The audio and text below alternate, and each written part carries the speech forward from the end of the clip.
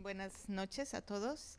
Voy a hablar en español para la presentación. Estamos muy contentos de tener esta noche a Daniel Salinas y voy a hacer una pequeña introducción de la charla.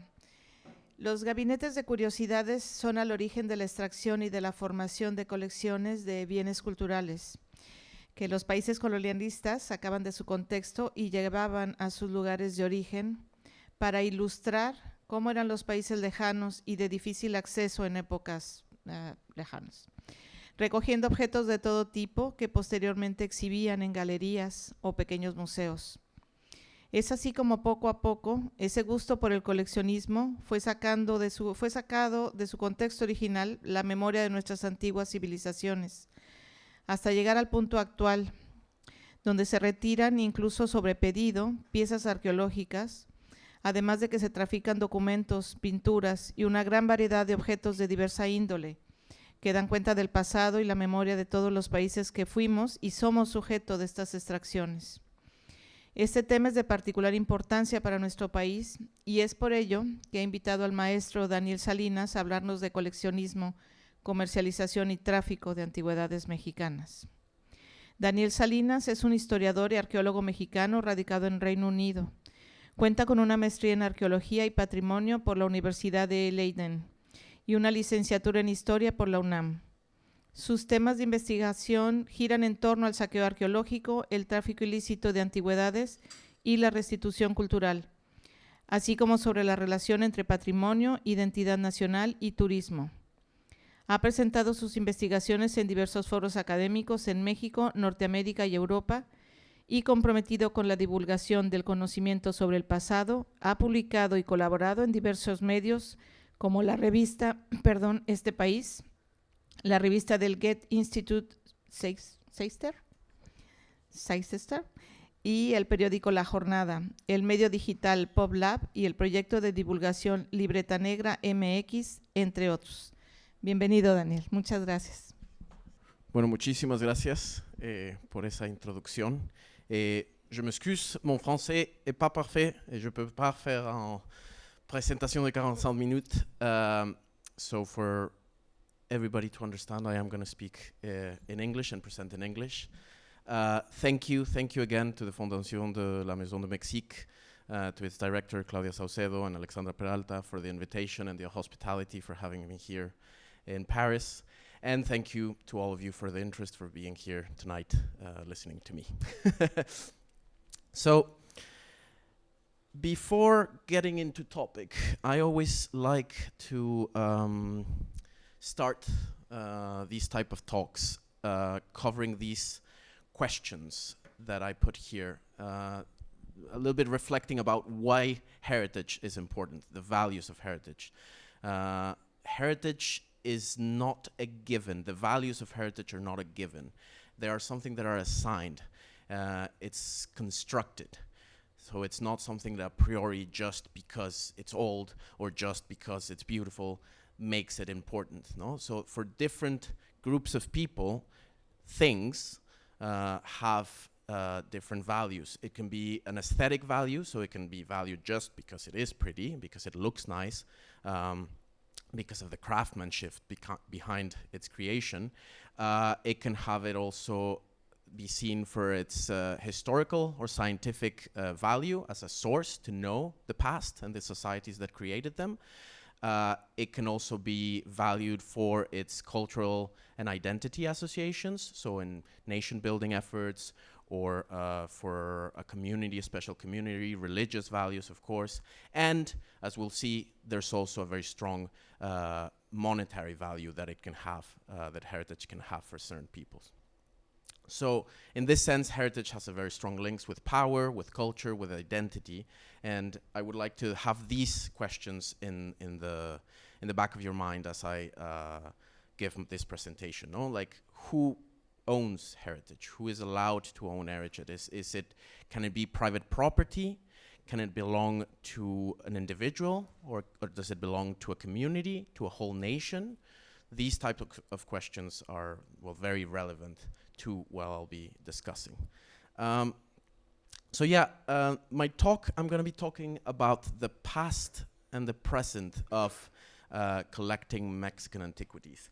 And when talking about the past of this collecting of antiquities, I'm going to divide it sort of in two. First, the interests from abroad, so different travelers, foreigners, Europeans mostly, North Americans, no, from the US, that went to Mexico.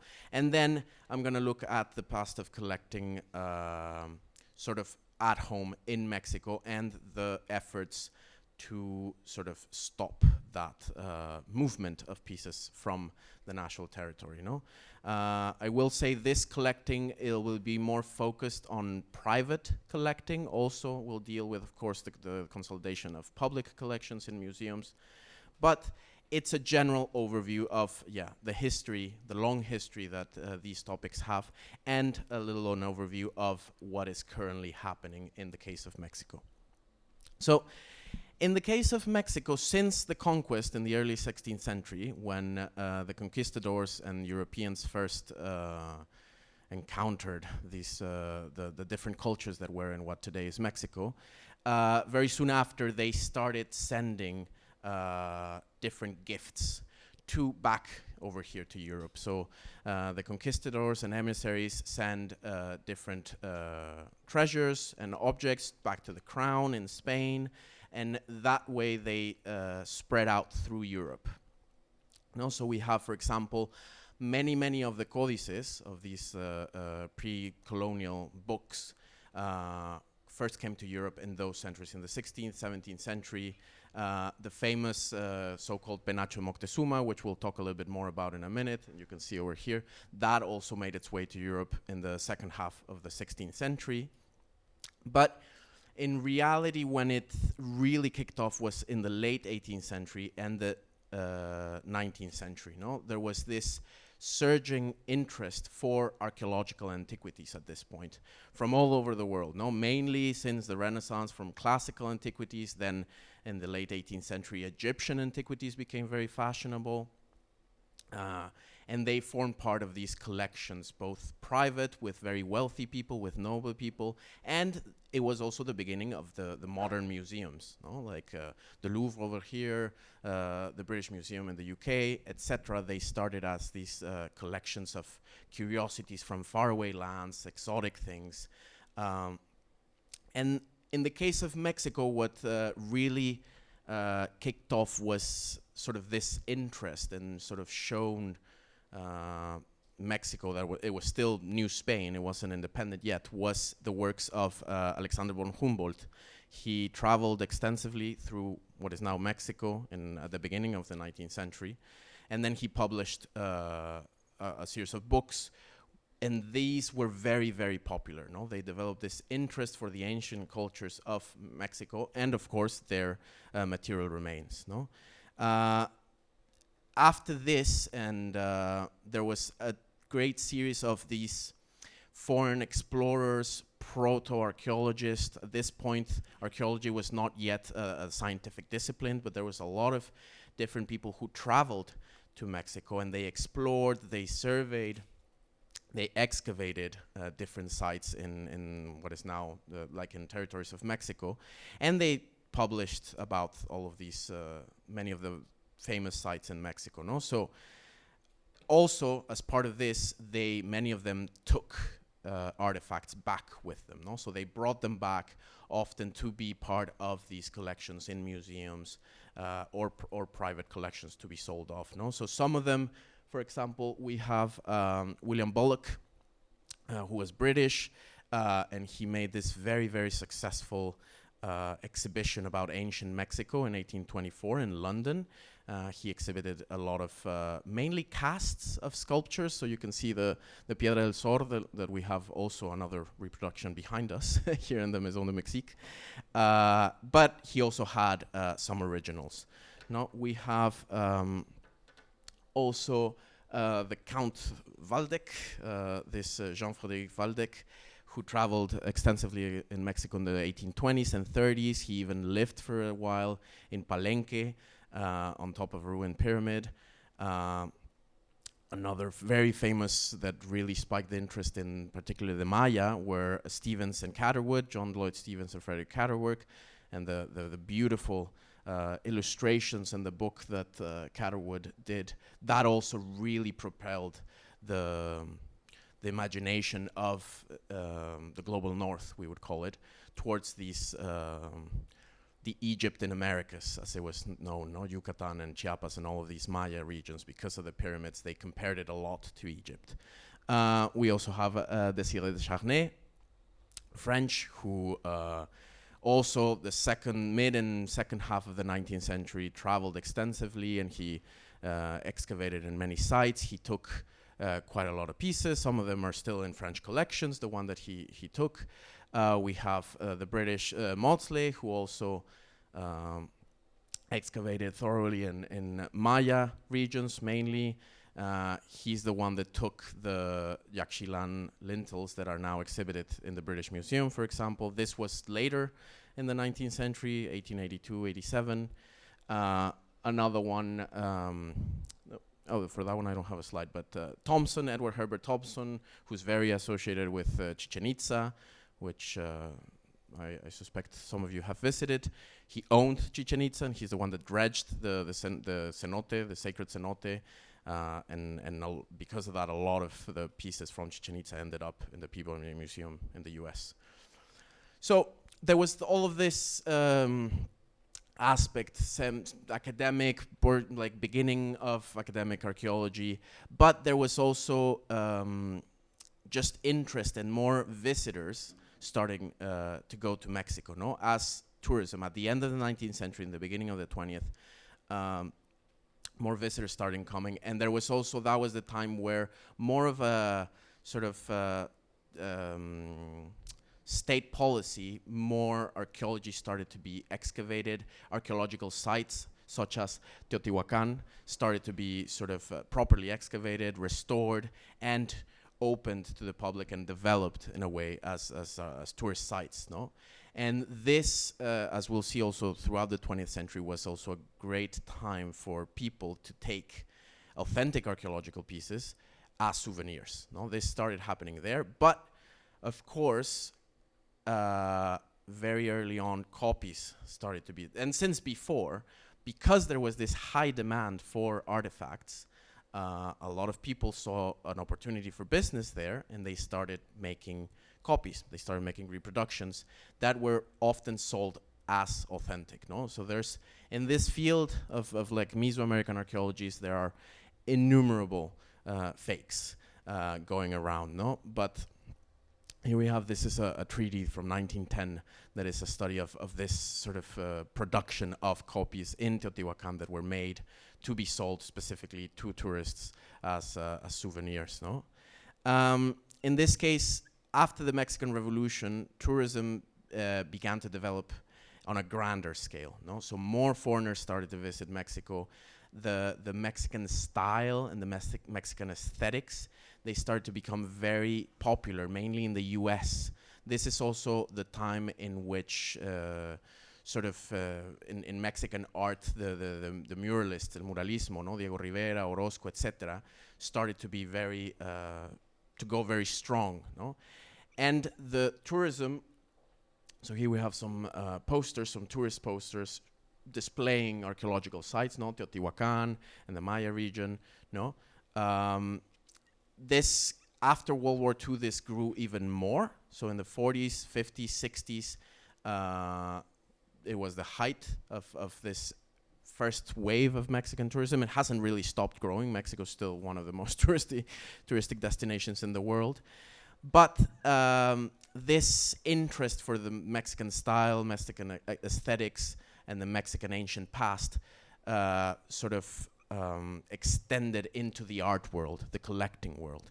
So Mexican archaeology became very fashionable to collectors, both in Mexico as well as in the US and elsewhere, no? Like at this time, going back to Diego Rivera was a great collector of archaeological pieces, no? But it was also the case abroad. So from the 1960s, more or less, into the 80s, 90s, there was this hype for Mesoamerican art, no? It was the pieces started to be very, very sought after. The demand grew, the prices increased. So you start having these galleries in New York, in London, in Paris, California, that were specializing in Mesoamerican artifacts. No, so ceramic and stone figures, vases, reliefs, etc. And within the vast world that is Mexican archaeology, some cultures, some styles became more precious. No, like so. We have the classical ones like Mexica, Teotihuacan, but also the Gulf, the South, no, the Maya, the figurines from Isla de Jaina, for example. Also, very, very strongly the West, the cultures from the West. So the Colima dogs. Over here, some of these reproductions are actually also similar to that. So there's burial effigies and the Colima dogs. And for example, if you here we have 2 catalogs from auctions from this time period, and we also have an ad for Kahlua, you know, the coffee liqueur, with Kahlua for decades, since the 60s up until I think the 80s or 90s, ran ads that displayed artifacts of mainly from this like Western cultures of Mexico, like that little guy. So look at that little guy, remember him, because later he'll show up again. So yeah, there was this craze for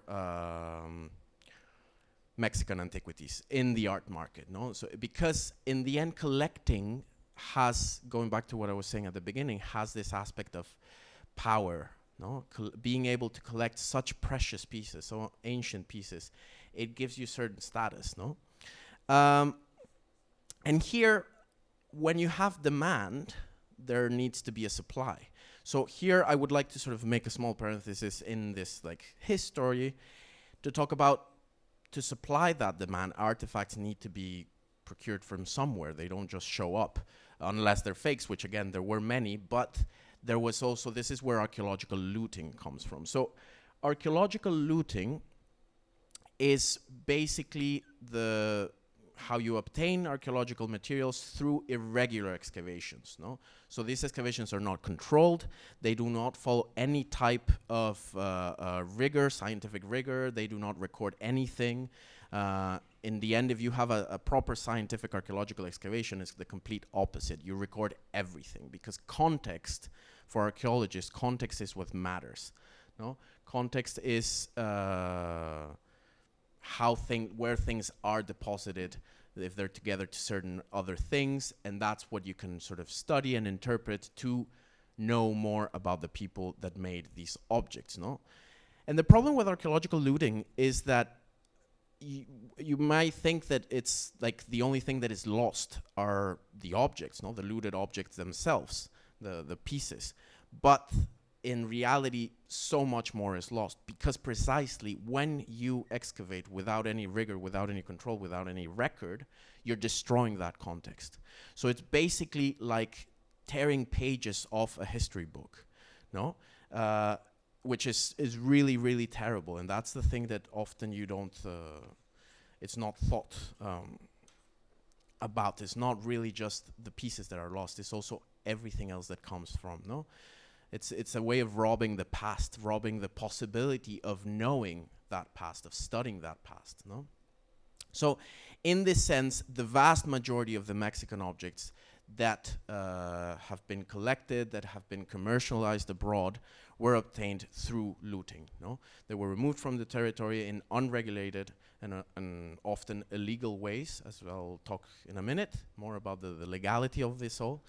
But this also, in terms of sort of the present and the efforts to try to retrieve these artifacts or to stop auctions, the fact that they were stolen also makes it extremely hard, because looting, unlike proper archaeological excavations, they leave no paperwork. There's no paper trail. So this makes it really difficult to establish their origin, no? And we'll see that really complicates matters when you're asking for things to be returned or for things to not be auctioned off, no? This is what is called provenance, no? The provenance is the history of an item and a work of art or an artifact since it was either created or excavated up until today. So who has owned it, who has displayed it, who has been in possession of it, no? So with this context of growing interest for Mexican archaeology, for collectors, foreign collectors, of course, since very early on, back in Mexico, Mexican authorities, Mexican researchers were quite concerned with this. No, it didn't sit well that all of these extremely beautiful, extremely valuable objects were just leaving the country. So this is now where we switch. Oh, I did have a slide about provenance. So this is a little bit about like how provenance can be quite different and complicated. So you have like a very straightforward provenance would be the top one. Archaeological excavation, you find an object, that goes to a museum and is displayed in the museum. That's the easiest. You also have a lot of like military conquest, colonial conquest, loot, and that ends up in the museum. Like the Benin bronzes are the most famous ones, but there's multiple examples. Then you have a lot of other more complicated, so there's like some sort of excavation, probably irregulated. You find an object that is sold and changes hand, then it ends up in an auction, then it might end up in a mansion of a rich dude or a museum. But circled over there, we have this thing that if it's looted, you don't really know where it come from, when it was excavated, by whom, how, what it was associated with it. So you have this big gap. So then, going back to what was happening at Mexico, given this growing interest in Mexican antiquities from abroad. So this interest, of course, in Mexican antiquity did not only come from foreigners. No, back in Mexico there was a huge rise of concern and studies for Mexico's ancient past. No, throughout Mexico is a very strong case in which there's the Mexican nation state has very thoroughly and widely used these pre-colonial indigenous material culture and aesthetics in their nation-building efforts, no? Their nation consolidation efforts. Archaeology and in general cultural heritage play a huge part. They have been one of the pillars in which the Mexican nation has been built and strengthened. No? So there was, since very early on in the 19th century after the independence, there was this move to separate, differentiate between the former colonizers, the Spaniards, and what constituted us as Mexicans, no? Particularly the focus was placed on the Mexica, on Tenochtitlan, no? But in general, sort of the scope of what are now known as Mesoamerican cultures falls into this. And these efforts, this sort of interest, this link that's been drawn between the ancient past and the then present was also very strongly reinforced in the post-revolutionary period, no? In the 1920s, 1930s, and 1940s, in this new wave of Mexican nationalism, archaeology and cultural heritage were very, very important in these efforts. And this continues to this day, no? Like here we have some examples like of archaeology being displayed in bills, in stamps, the National Museum of Anthropology, which was founded in 1825. So again, very, very early after independence, this National Museum of Antiquities was formed. And as we'll see in a minute also, since very early on, they started also to pass laws to protect this heritage. No? Of course, there's also a whole history of the development of Mexican archaeology. So this study of the past as a scientific discipline. And we have, again, in this post-revolutionary period, in 1939, the institution in charge of the study and protection of Mexico's archaeological heritage, or cultural heritage, even wider, not just the archaeology, also historical stuff, but it's INA, no? the National Institute of Anthropology and History. So here also there's a discussion which I'm not gonna really delve into in today's talk, but it is important to point out that there's this matter of what happens when it's the national state, the one that it's removing pieces of cultural heritage from a community, no? And I'm illustrated one of the most poignant cases of this in Mexico is this piece, the Tlaloc of the Coatlinchan, who was removed from this town in the state of Mexico in 1964 with great opposition from the local community, and it was placed to where it still stands at the entrance of the side of the National Museum of Anthropology. Again, it's something to consider, because this, in the end, a lot of the structures that operate within nation states are still very colonial in how they operate. No? If you're interested in that topic, I highly recommend the work of Sandra Rosenthal, and she has an incredible documentary, The Absent Stone, La Piedra Ausente, and I think it is easily accessible online. So, going to the law aspect. So, as I was saying, very early since independence, so back a few decades in the early 19th century, Mexico was very concerned about protecting its archaeological monuments, its archaeological resources. So as we've seen by then, it wasn't uncommon that for travelers and explorers to take genuine artifacts away, and the young Mexican state started to legislate around this, no? So the first legal decrees prohibiting the export of archaeological materials were published in the 1830s.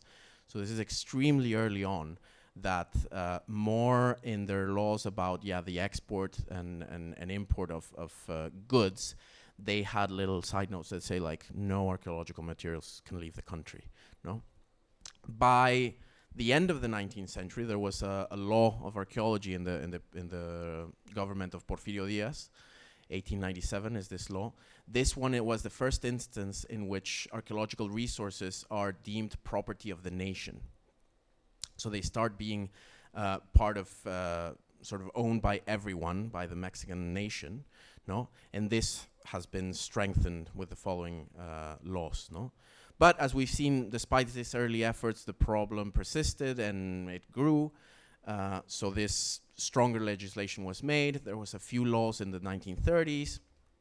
And then we reached the current law, the Federal Law of Monuments, Federal Law on Monuments and Archaeological, Artistic, and Historical Zones, which was it has been enforced since it was promulgated in 1972. This law states, again, that all movable and immovable archaeological remains originating prior to the arrival of the Spanish in what is now Mexico are property of the nation, inalienable and imprescriptible. This means that archaeological goods can't be sold. They can't be traded. They are not goods that can participate in a commercial sense of the way, no? So they can also not be exported. So this means that with this background, it's practically impossible that pieces of like artifacts that are being auctioned abroad left Mexico legally, no? Even the simple fact that they are considered to be private property goes against Mexican law, no? This law also deals with like private collectors, which again, as I said, in Mexico there were and there still are a lot of private collectors of archaeology, but it kind of dealt with them as they're seen as the possessors. They are taking care of them, but you need to register them. Also, on a more international sphere, Mexico, like many other countries in Latin America and around the world, were they're very vocal opponents of the trafficking of archaeological materials. So they were very, very eager participants and promoters and one of the first signatories of this UNESCO Convention on measures to prohibit and prevent the illicit import, export, and transfer of ownership of cultural property of 1970. This is commonly known as the 1970 UNESCO Convention. And this law is really a watershed. It's a before and after in the trade of antiquities within the art market, that it basically, regulates it and puts new barriers that were not in place to an international level. The problem with this law, well, there's a lot of problems, but it's not perfect, because one of the main problems is that it's not retroactive. This means that anything that happened before it came into place, or before any member party signed and ratified it, is outside of its scope. So if, per se, I don't know, a country signed it up to like 1997, everything that happened between 1997 it doesn't really fall under the law. So then that is another reason why these topics of cultural restitution are so hard, because these mechanisms are not perfect, no? And we'll talk a little bit more about this, no? So now going to a little bit more the more recent years and the present, in practice, despite all of these legislative efforts and the sort of material efforts within Mexico of creating museums and the study, it wasn't, in terms of trying to retrieve pieces that had already left the country, it wasn't until the second half of the 20th century that Mexican stakeholders started to actively be concerned about trying to recover them, no? From these collections in Europe, in the United States, etc., with some successes, no? So we have a few, I'm gonna cover a few examples. So in 1968, for example, this stucco facade of the Mayan temples from Placeres in Campeche, they were looted, and this is a very special case because there's photographic evidence. These two photos on top, you can see them like plastering them to protect them and then chopping them off, the stucco facades. And they were trafficked outside of Mexico into the US, and they were offered to the Metropolitan Museum of Art in New York. But they were recovered because the curators at the Met were like, this is kind of sus. So they called Mexican authorities, and they were like, yeah, this is definitely like completely legal. So they managed to retrieve them, no? And then not so long ago, they were restored, and they're now in the National Anthropology Museum. Then we also have another case concerning France, the Tonalamatl-Aubin Codex, returned to Mexico in 1982 after being stolen from the National Library here in Paris, la Bibliothèque Nationale, by a Mexican lawyer, in which, and he stole it, he went back home, Mexico, and then originally he was kind of caught, and he said that he was returning it just for like nationalistic purposes, but there's some doubt on that depending who you're reading. But the Mexican authorities refused to return it, even if it was like very clearly stolen from the National Library here in Paris.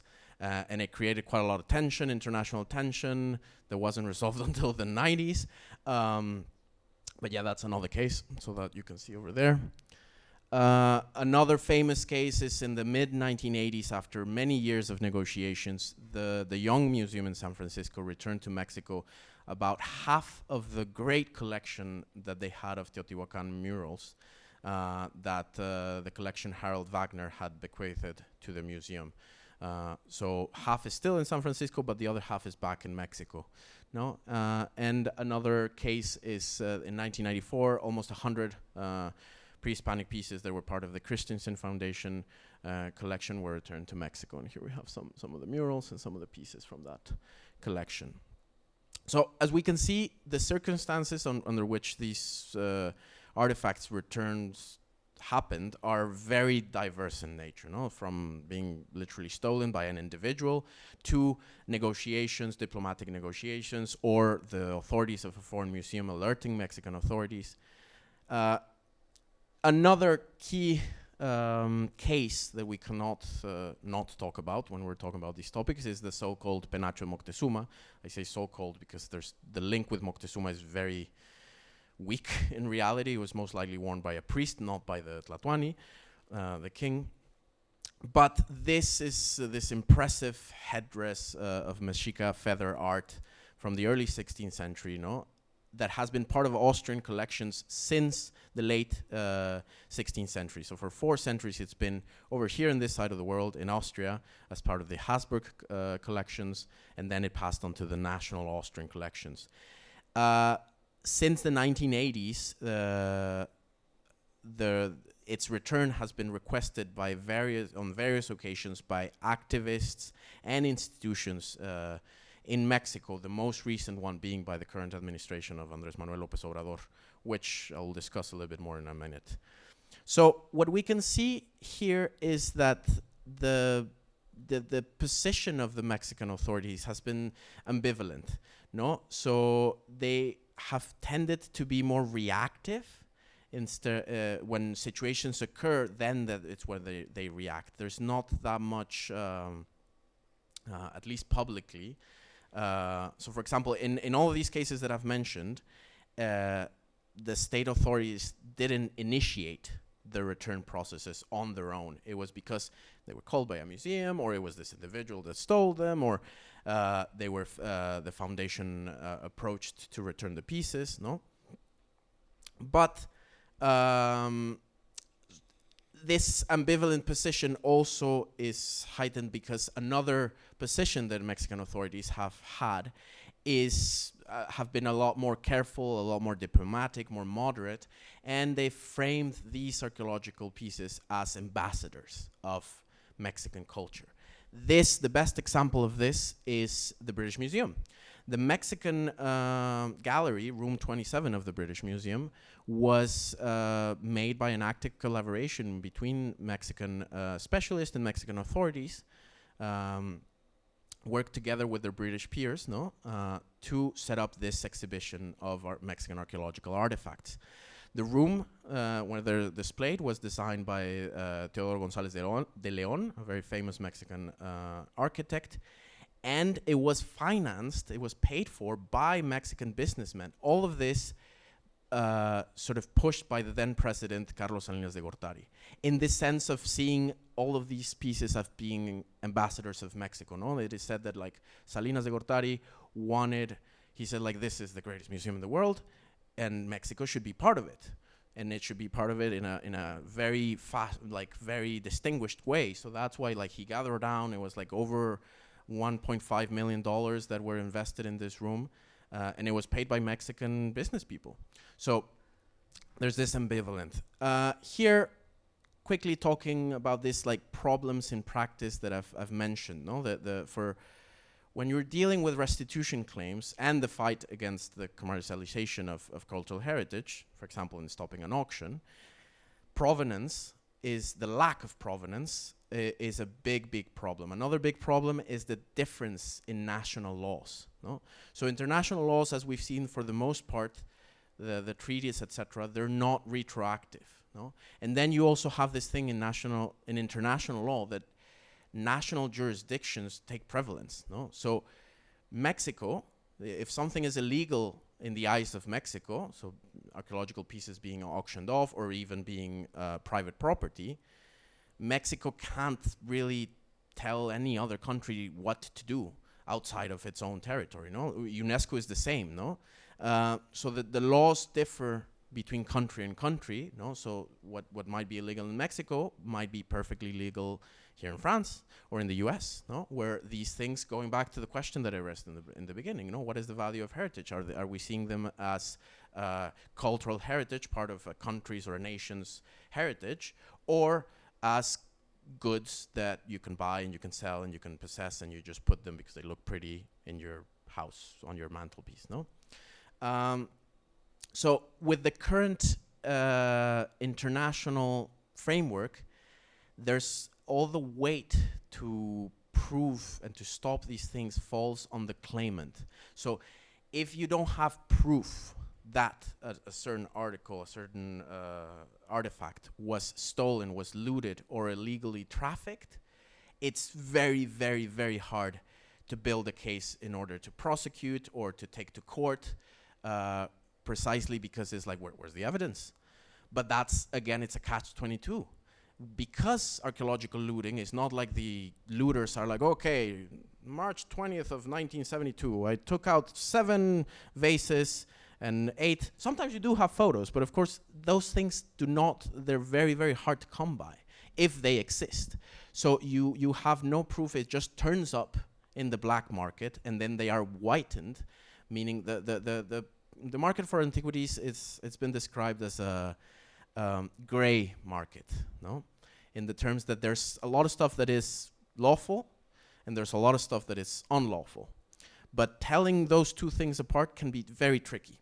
And even in the history of an article, of a piece, it gets whitened. No? So it starts in the gray market, but then it's exhibited in a museum, and then it's auctioned in a lawful auction house, and that makes it creates a provenance. But so those provenance are not complete because it just says like, ooh, part of the ancient collection of Monsieur je ne sais quoi, no?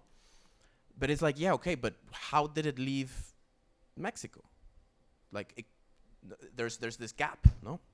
But well, moving to the current situation. So in recent years, in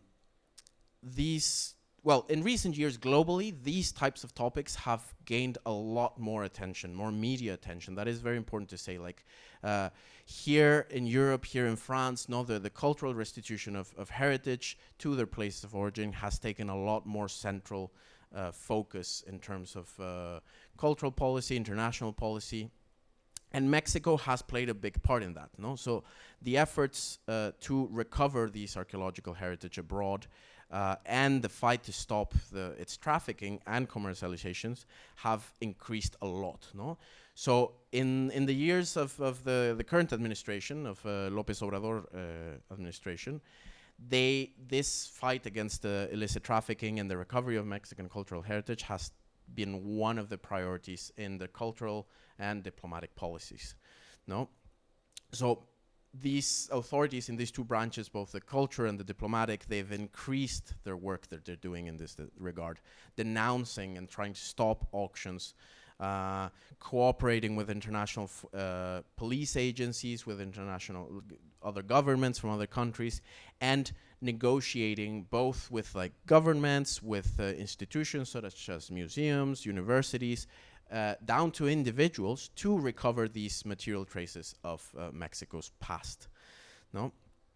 A big part of this was the 2021 exhibition La Grandeza de México, the Greatness of Mexico, that celebrated 200 years of the consummation of the independence from Spain, and that year it was also 500 years of the fall of Tenochtitlan, so it was a big year, and they made this great exhibit that was polemic in some ways, but in it they exhibited more than 1,500 artifacts. 800 of them had never publicly been exhibited before. They were exhibited in two venues, in the National Museum of Anthropology and also in downtown Mexico City in the CEP building. And this was controversial because a year before, in October 2020, a number of very famous pieces, including the Penacho de Moctezuma and various códices, were requested on loan from European collections. No? A few laws had to be slightly changed so this could happen, because a lot of sort of to reassure the foreign governments that they were going to give them back, and it was not going to be like with the other codex, the Tonalamatl. And it was sort of saying like we can't have them on loan and then return them without losing the claim as national patrimony. You know? Here I've included this quote from a very, very famous Mexican archaeologist, Eduardo Matos Moctezuma, that was part of this criticism that you cannot borrow something that is yours already, no? And then return it. Not all the pieces requested were loaned, so that's also the hard thing. Even when asking them on loan, a lot of collections did not bulge. They were like, no, this is not going. The Penacho Moctezuma was very big on the media and everything. The Austrian authorities and the specialists say that it's too fragile for it to be moved. So it wasn't moved. But in the end, 44 pieces, some from here, from France, from Italy, from Sweden, from the US, they were loaned and they were part of the exhibition. And then when it ended, they returned to these places. Following this campaign, Mi Patrimonio No Se Vende campaign, so this is My Heritage is Not for Sale, this has been the current sort of campaign against the commercialization, the selling and auctioning of artifacts, archaeological artifacts from Mexican ancient history in auctions abroad. No? So this was not something new. This had already been happening, but it was really, really put a lot more focus in the current administration. No? So again, because it is so difficult to proceed legally or criminally when you don't have any evidence, what they're trying is to generate more pressure, more media pressure, and also to try to stop the bidding through diplomatic channels. No? So it started in the 2021 with 2 auctions. So not really at the start of the administration, it was more halfway. But they launched this media campaign through social media with the hashtag, no? Mi patrimonio no se vende, and then you can see some of the tweets and the posters that they've produced that they denounce them. They're highlighting this thing about the values. So it's basically saying this is heritage. This is not merchandise. This is not something that you can sell or buy. This is part of our heritage, part of our history. And here we have this table that I collected of the last over a dozen years of the number of auctions that the Mexican government officially and publicly has denounced and asked to be stopped. So you can see in pink versus the blue, the pink are the ones that fall under the Mi Patrimonio No Se Vende campaign. Particularly last year, it was like a huge number, the ones that they've denounced. 34 in total since it started. And out of those 34, 19 of them took place here in the French capital in Paris. There has been some successes in this regard. A few pieces have been withdrawn from auctions and returned. No, there's a yoke from Veracruz, from the Gulf cultures, that was going to be auctioned in Vienna in March 2022, which was withdrawn and then returned to Mexico this summer, this June 2023. But overall, unfortunately, most auctions have continued. They've mixed results in terms of the prices that they get. No, that there has been some. Again, I feel that like the market for Mesoamerican art is not nearly as strong as it was 20 years ago, 30 years ago, but it's still quite a lot of money, you know, like thousands of euros. And then we have sort of the achievements of these new policies, not only of the Mi Patrimonio No Se Vende, but in general. They are quite impressive. More than 13,000 artifacts have been recovered since the start, or in the current administration. No, so here I would like to point out. Do you see those 2 figures over there? Do you recognize the one on the right? That's the one from the Kalua ad. That was returned by Absolute from Sweden in August 2022. As part of this, one of the greatest successes of these campaigns has been promoting and managing to get personal voluntary returns of artifacts by their possessors. No? So the collectors or the descendants of the collectors, they have these pieces that they might be like 6 or 20 or like. And often they're like small portable pieces because, again, those are the easiest ones to get. If you went to Mexico in the 50s and you went to an archaeological site and they were selling some pieces who might or might not be authentic, but a lot of them were. And you got them and then you had them in your bookcase, and then 5, 6, 7 decades later, your children are like, what do we do with now? And if you manage to see all this hype about returning pieces, you might say like, well, this actually doesn't belong to me. Like, why would it still be in my living room? So people have been approaching embassies to voluntarily return pieces, no? And this has been quite successful. There has been a lot in the US, here in Europe. So in this sense, all the media coverage surrounding this has played a part, and all the actions that the embassies have played are also successful, no? In this sense, these voluntary returns are being promoted as the just and morally adequate solution to these things, no? So I believe there is ongoing, and not just in terms of Mexican antiquities, but in general with antiquities and cultural heritage, there is a shift in ethics happening, no? Collecting antiquities is losing some of the appeal and glamour that it had for centuries, no? There's more questions are being asked, both for personal private collections, but also to museums, no? More people are like, when you go to one of the fabulous museums, world culture museums like the Quai Branly, and you see all of this beautiful art, you might wonder like, why is it here? How did it end up behind these glass, no? And I think Mexico is playing its part in this sense. But without a doubt, the biggest and most flashiest recovery success in this case is the Chalcatzingo Monument 9 that we see there. That's an Olmec very big sculpture, relief that dates from the pre-classic period, so 800 to 400 before Common Era, representing an earth monster that was looted sometime in the 60s and ended up in a private collection in the US, and nobody really knew where it was. And then with the help with the Antiquities Trafficking Unit of the Manhattan District Attorney's Office, it was tracked down and they were able to retrieve it. And now in May this year, it's back in Mexico. So that has definitely been a very, very important, not that the other ones, the small figurines and etc., to rest importance, but this is truly a piece that was mourned because it plays such an important part in the history of that site. No?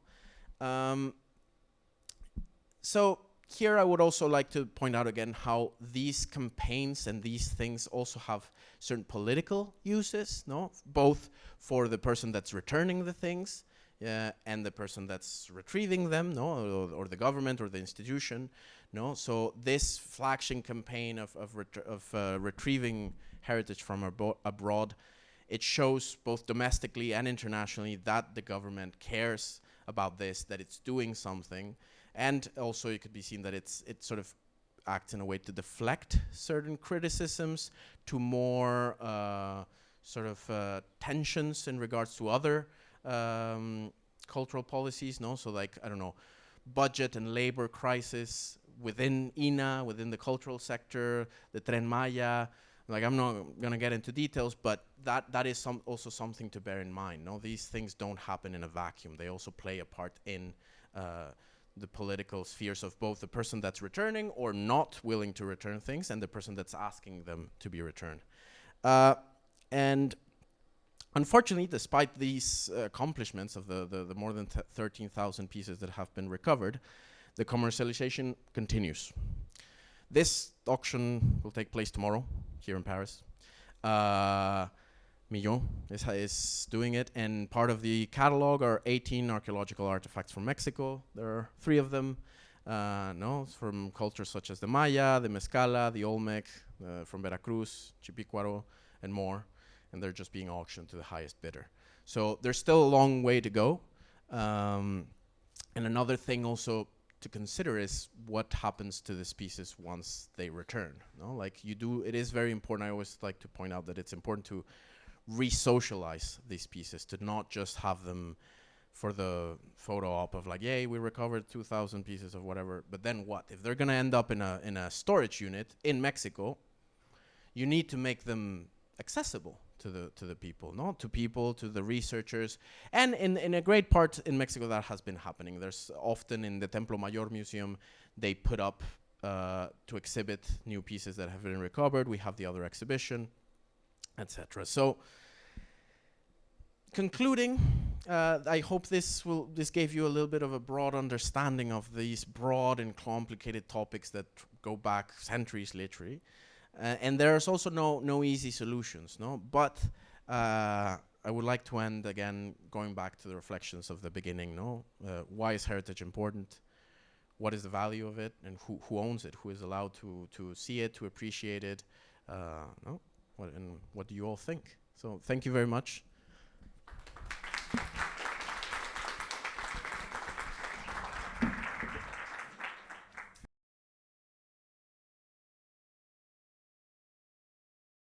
Unfortunately, I don't know if I can tell you that much about these pieces. These pieces are from here, from the La Maison de Mexique, and they are reproductions. But other than that, I'm afraid that I don't know that much of like how long they've been here, who made them, who.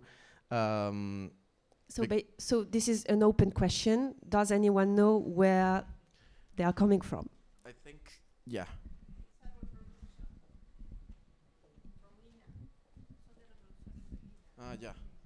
Yeah, they're the official INA representation. Okay. So often, like if you go to Mexico City in the National Museum of Anthropology, you can buy these. Okay. Which is like if you're worried about the aesthetics, like this is as good and this is not problematic. If you want to have one of these in your living room, why not get at least that's my point of view. I know that the appeal of the ancient stuff and like feeling the centuries and the, but in reality that carries a lot of baggage. These ones are just pretty and they're reproductions, and yeah, you can get them and they're very well made. The reproductions of Ina, they're very, very well made. I'm thinking about that. Thank you very much.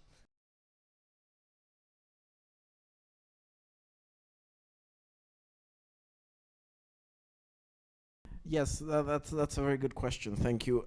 And I think they're very important topics, both of them. The fact that you mentioned, and yeah, I just brushed upon it, but there is this ongoing crisis of the heritage authorities in Mexico since, like, it's nothing new. Unfortunately, it's been going on for at least 2-3 decades of budget cuts, of terrible labor conditions that like people have no permanent contracts, because that's also what's quite frustrating, that there's a lot of talent within archaeology. Mexican archaeology is very, very, very strong. There's like incredible professionals, but unfortunately the conditions are not the best. And yeah, you do have the situations that at home, a lot of sites are at risk from destruction, from developers, from the land being turned into for agricultural uses, or one that has been quite a lot on the media has been around Teotihuacan. In some areas of Teotihuacan, that the city has sort of encroached on the site, so they're just building houses and developments where they shouldn't, because there's a lot of archaeology underneath. So it is a big problem. I think, I mean, in an ideal world, the heritage needs more money. Unfortunately, it is very expensive to protect all of these things and to have sort of solid infrastructure in place to take care of them. And yeah, that has been also, you could say, a criticism of these, putting so much focus on the retrieval of pieces from abroad. That it's like, okay, yes, this is all important and it's very good that we're getting these pieces back from wherever they are abroad, but what about what we have over here, no? And what about like within the institution, all of these conditions that it's like, I have a lot of colleagues, of friends, that is like, who takes care of the people that take care of the heritage, of the patrimony, you know? So it is a very contested topic and important, and unfortunately, yeah, it comes down a lot to like money and politics. Ideally, yeah, I would have more investment. In Mexico, because INA is so big and there's such a powerful control from the state over archaeology, it has made it hard, not impossible, but to have different ways of financing these types of expenses. But there's always the risk of privatizing heritage, which is also not ideal in many situations. So I think, yeah, it's something that needs to be looked at. And yeah, because again, yeah, it is a multi-million industry, the art market and the antiquities market. It is really hard to do because of the things that I've explained, that like legally you can't really proceed. It's not like you can go to the police and say that's stolen and the police are gonna be like, cool, and where's the paperwork, where's the evidence, no? Because they have all of these newer provenance that traces us back usually from before 1970, when the UNESCO convention was made. So it's hard, really, really hard to proceed on a legal matter. Diplomatically, it's also hard. You can put pressure, but at the end also there's a lot more things at stake. So you can't just like say like, well, I'm gonna break relationships with international relations with a country. That, although there are tensions, no? Like within Mexico and Austria, the thing with the Penacho Moctezuma has often been a thorn in the side of those bilateral relationships, because it's something that's there and etc. So, unfortunately, yeah, there's on those avenues, I think it's quite hard. But I do believe that this change in ethics, this like increased visibility and increased awareness of these murky pasts that these antiquities often have, and how much they matter to the communities of origin, that can make a difference. I know it's not huge, but it can have like the fact that a lot of people are coming forward and saying like, this does not belong to me, this should go back, no? And again, yeah, investing more in specialized units within the judiciary systems, and collaboration with these units in the countries that does have them. So there is Mexico, for example, has had close relationships and collaborations both with US authorities. The biggest one is the one that I mentioned, the Manhattan DA special cultural trafficking unit. But also, for example, in Italy with the Carabinieri, they have also a specialized body in heritage crime. And Mexico's also developing its own specialized forces within the Guardia Nacional, the National Guard, which we'll see how that turns up. But that's also a good thing, because you can do more investigations in that matter, and then sometimes, if you're lucky, you can find evidence. For example, with the Chalcatzingo monument, they did proceed that because it passed through New York at a certain point. That gave the Manhattan DA jurisdiction, and they could proceed sort of from a more legal judiciary point of view, even if the current possessor was not charged because he bought it in bona fide. He didn't know that it was stolen. But it's complicated. Let's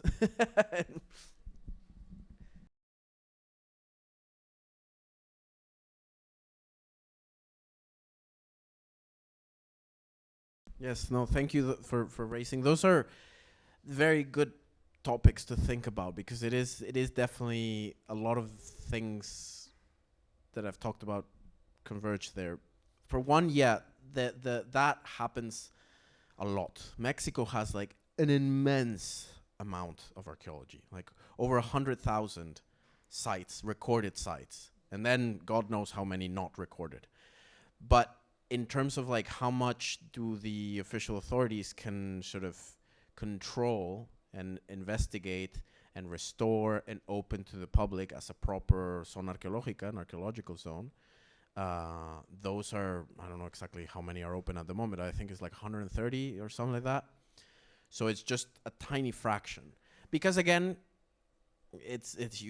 there's no resources to cover, and it would also, a lot of them are like they're not really, they wouldn't work as touristic sites because they don't have that much monumental archaeology. But a lot, what the case that you mentioned also brings this tension that I feel is very present in Mexico and has been since, by how archaeology has been developed as a state policy, that the nation has a very thorough control over archaeological heritage. And that, of course, creates sometimes fissures or barriers between local communities and their heritage. No, in this sense that, as you say, this guy, he felt that heritage, that patrimony, that site was his. And in a way, I would argue that yes, like it is. If anybody, local communities have a very direct claim to it. But again, it's this thing of who owns heritage, no? Like the local community or the nation or a rich guy or like. So it is this thing, and there are because of a lot of these very strong policies of like great discovery. Oh, take it to the museum in Mexico City because this, like Indiana Jones, this belongs in a museum. No, that happened a lot. So that type of, and there's all sorts of sort of fears, not that well founded, but maybe yes. That like if you find archaeology stuff in your land, the government is gonna take it away, etc. In reality, it doesn't quite work like that. Not in the last few decades. Often there's this sense that you register it and you stay as the person that the keeper. You don't owe them because it's every Mexican owns them. But you're in charge of keeping them safe, no? So you can do that, and that's what's encouraged, because that way they're cataloged, and if they ever go missing, there's a registry, etc., etc. But they won't take away your land, etc. That's not really the case. But and even this feeling of like, ooh, this is an astonishing piece, let's take it to Mexico City, to the museum, that is still no longer in place. The biggest case of this is La Joven de Jamac, which I don't know if you saw in, when was it that they found it? January 21, I think. This really impressive Huastec figure, female ruler figure, quite tall, was found in an orange orchard in Veracruz by locals, and they did report it to the authorities. And then it was a huge deal, but it will be returned to the local community. It won't be displayed in Mexico City. It will be returned to the local community. So that has changed a little bit. What I was saying that happened with the Tlaloc, the Coatlinchan, no, that is still no longer in this reckoning of also the very colonial roots of archaeology, no?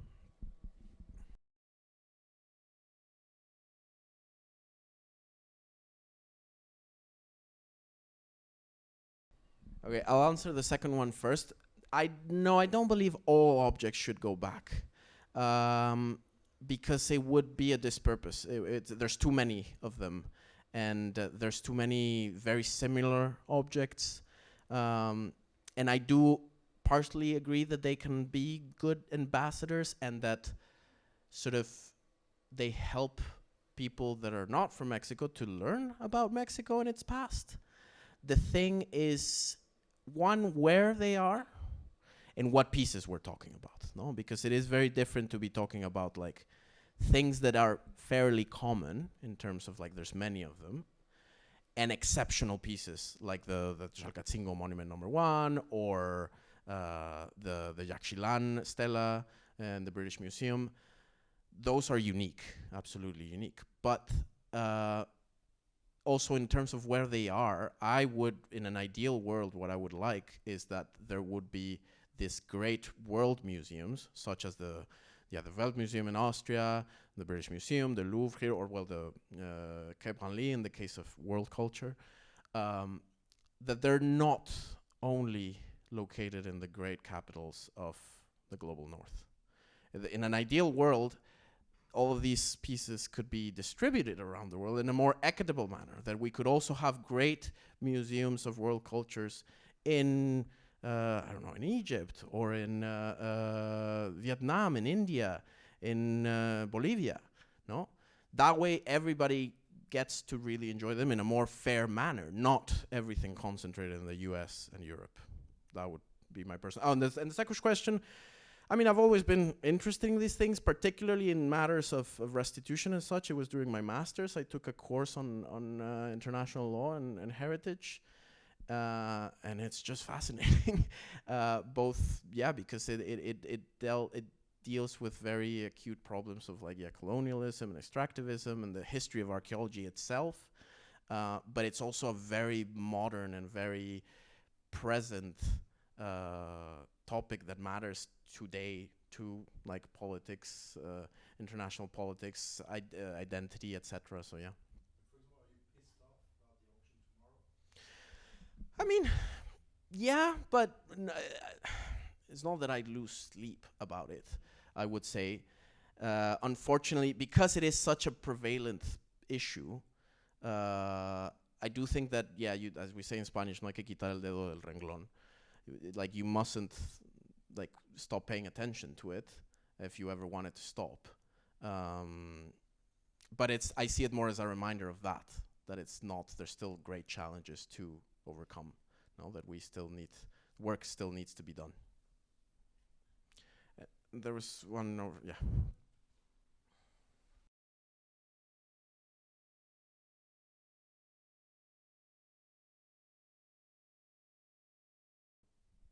Yeah, no, that's a very, very important point that you're raising. And yeah, the Museo de las Culturas del Mundo, that's housed in Moneda, in what used to be the original Museo Nacional.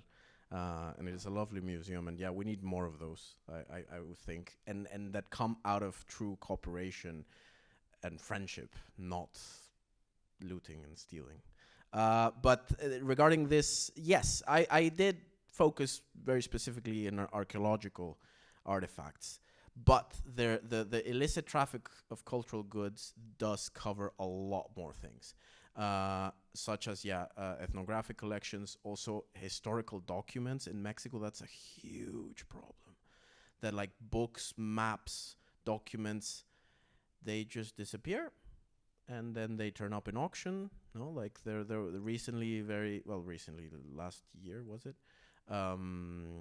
there was a big scandal. There's been ongoing a big scandal of like documents related to Hernán Cortés up for auction in the US that were stolen of the Archivo General de la Nación. So yeah, it's a big topic. And then you also have, like, for example, fossils, which is even trickier because it's like, who owns fossils? Who owns these petrified bones of dinosaurs and stuff? But there's a huge gray, again, black or legal, illegal market for them. And yeah, ethnographic collections, I think what makes ethnographic collections in a way worse, the situation, is that often sort of the cultures that they're associated with are still living cultures. Because despite the sort of the Mexican nation nationalist movement of trying to make this super strong bond, in the end, Mexico, it has been very successful pushing this mestizo national identity, and there is sort of a break because we had 300 years of Spanish colony, no?